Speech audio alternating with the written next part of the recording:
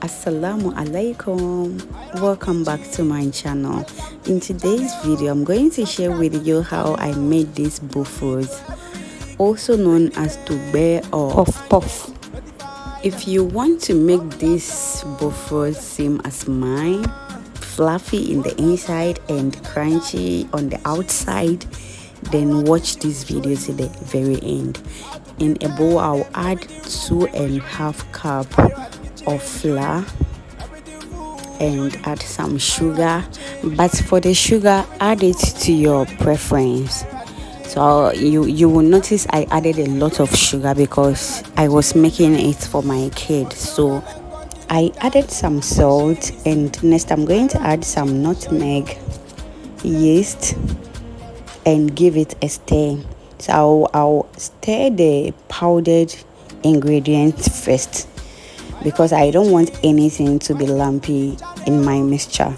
And next I'll add some vanilla essence followed by warm water. So I added warm water because I have to activate my yeast, but you can first activate your yeast with warm water and sugar to check if your yeast is active before adding it to your flour. So I'll use a whisk and mix it, but here don't add the water at once. Be adding the water bits by bits so you get your preferred consistency. So if you want your bofrot to be very hard, then you must make the dough to be thick, but if you want it to be soft, then you have to make the dough to be light by adding water bits by bits till you are okay with it. After mixing, I'll use a cling film to cover it and then use a napkin to cover it for 1 to 2 hours at a warm place till the dough doubles in size. After an hour and 30 minutes, I'll then start to heat my oil till it is exactly 2 hours. So after that, this is my dough and I'm going to beat it to release the air in it. And now my oil is heat already, and I'm going to just scoop the dough like this and drop it into the oil. Make sure your oil is very hot, and once you drop it into the oil, it will lie at the bottom before floating on top of the oil. So I'm using this method. We have 2 methods, so I'm more comfortable with the first method than this. So you can use this method or the first one I used, and be dropping it at the comfort zone of your home, and yeah, just good to go, guys.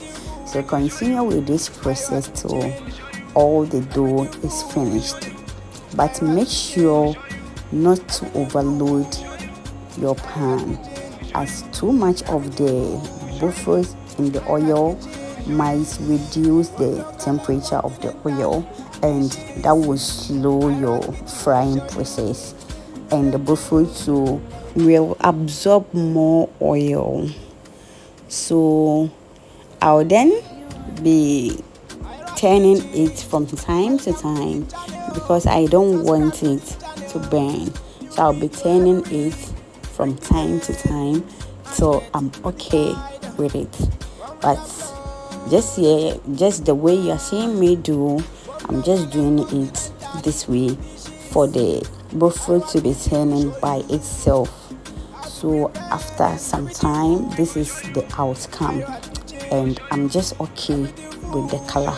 So I will just remove it I'll remove the bofrot from the oil and then transfer it into my sieve with tissue papers, which will help to absorb some oil from the bofrot. And this is our bofrot. So nice and yummy. Just try this bofrot at home and your family will surely love it, guys. Just check this bofrot.